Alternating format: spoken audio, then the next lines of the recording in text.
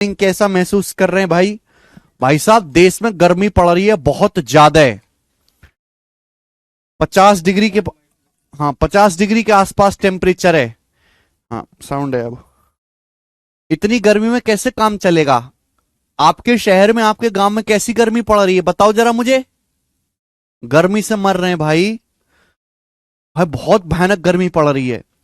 आप ये समझो कि ये जो एसी लगा हुआ है हमारे स्टूडियो में, ये फेल हो जा रहा है, ये सही से काम नहीं कर पा रहा है। अगर इसी हिसाब से काम चलता रहा, अगर हर साल औसतन 1 डिग्री या 2 डिग्री ज्यादा टेम्परेचर होने लगा, हर साल 1-2 डिग्री ज्यादा गर्मी पड़ने लगी, तो 15-20 साल में इतनी भयानक गर्मी पड़ने लगेगी कि आदमी के अंदर चलते ही आग लग जाए। इतनी भयानक धूप है कि अगर आपको 10 मिनट खड़ा कर दिया जाए ना, तो आप बेहोश होकर गिर सकते हैं हम लोग। इतनी भयानक गर्मी पड़ रही है।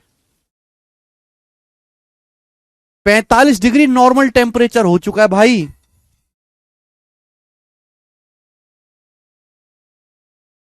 और ये सालों साल बढ़ती जानी है। पेड़ हमने काट डाले, नदियां हमने गंदी कर डाली, है ना। ग्लेशियर हमारे यहां पिघल रहे हैं। यूरिया डाल डाल के, खाद डाल डाल के हमने सारी जो है जमीनों को बंजर कर डाला है। क्या बचा? पेड़ पौधे हम नहीं लगाते। बर्बादी की तरफ इतने ज्यादा बढ़ चुके हैं जिसकी कोई हद नहीं भाई। इतनी बर्बादी हो चुकी है इन्वायरमेंट की कि अब इसको सुधारना नामुमकिन है। अब नहीं हो सकता कुछ भी। अब तो अंत होगा। अब तो मानवता का अंत होगा, और अंत होगा नई दोबारा तरीके से मानवता बसाई जाए, तो ही चीज हो सकती है। आप खुद सोचो कि जब आप बचपन में थे, आज से 10 साल पहले, 15 साल पहले, क्या इतनी गर्मी पड़ती थी? आप खुद सोचो, बचपन में आज से 15 साल पहले क्या इतनी गर्मी पड़ती थी? नहीं पड़ती थी।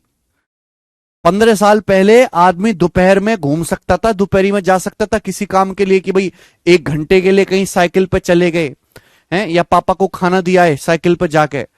आज के टाइम पे पॉसिबल नहीं है वो। अगर आप 10 मिनट में खड़े रह जाए, पढ़ा लिखा आदमी, तो बेहोश होकर नीचे गिर जाए। नए ग्रह की खोज करेंगे बेटा।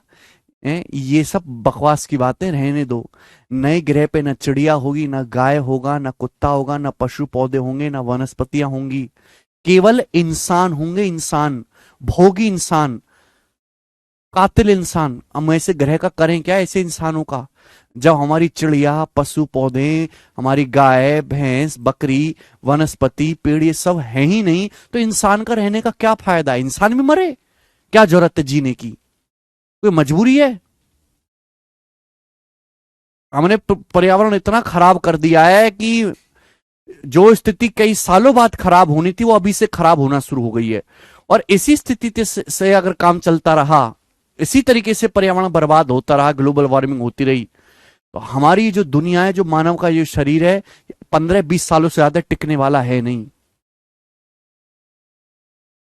15-20 साल से ज्यादा हम टिक नहीं सकते। चलो, सवाल करते हैं बेटा, क्या फायदा इस पढ़ाई लिखाई का जब इंसान कभी भी मर सकता है? हैं? क्या फायदा? अब बता रहा, किसी आदमी की, गांव का आदमी है, दिल्ली में नौकरी लग गई उसकी है, 5 साल बाद वो जो ऑफिस जा रहा है, हीट वेव इतनी पड़ रही है, बेहोश होके गिर गया सड़क पे, कोई कुचल के चला गया। क्या फायदा हुआ उसकी पढ़ाई करने का? कोई फायदा नहीं है। अंततः हम खुद विनाश की तरफ बढ़ ही रहे हैं। चलो, फिर भी पढ़ लेते हैं। और जितने भी सॉल्यूशन बताए जाते हैं ना, कि ये कर लो वो कर लो, ये सब बेकार के सॉल्यूशन है। टेम्पररी कि इलेक्ट्रिक गाड़ी गाड़ी चलाओ, ये सब सब बेकार के सॉल्यूशन है।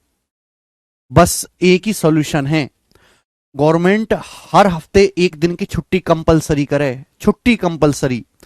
और बोले कि हर आदमी, अमीर से अमीर, गरीब से गरीब, उस दिन पेड़ लगाए। हर आदमी की जिम्मेदारी है कि हर दिन 10 पेड़ लगाए, जिम्मेदारी है। और उन पेड़ों का रख रखाव करे, अपने आसपास की सड़क साफ करे, नाले साफ करे, हैं, ये काम करे। पहाड़ों को साफ करे, प्लास्टिक से दूर रहे, खुद अपना सामान लेके आए जो है हाथों में। बस यही एक सॉल्यूशन, और कोई सॉल्यूशन नहीं है। सुरेंद्र सिंह कह रहे हैं आज तक आपने कितने ट्री लगाए? सुरेंद्र सिंह, मैंने गांव में बहुत सारी जमीन खरीदी है और मैं सबसे पहले ये काम करता हूं कि जितनी भी खेती होती है उसके चारों ओर बाउंड्री पे, चारों ओर मेड़े पे पेड़ लगवा देता हूं, पेड़। तो मैंने कम से कम 200 से ज्यादा पेड़ लगवा दिए बड़े बड़े। हालांकि उससे नुकसान होता है, थोड़ी खेती कम होती है साइड की जमीन पे, लेकिन पेड़ लग जाते हैं। 200 से ज्यादा पेड़ लगवाए हैं मैंने।